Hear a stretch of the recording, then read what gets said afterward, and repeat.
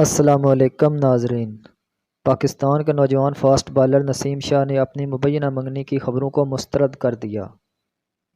نسیم شاہ کے والد سے گزشتہ کچھ عرصے سے سوشل میڈیا پر خبریں زیر گردش تھیں کہ نسیم شاہ کی منگنی ہو گئی ہے۔ اس حوالے سے فاسٹ بالر نے خود بھی ان افواہوں کی انسٹاگرام سٹوری کے ذریعے تردید کی تھی۔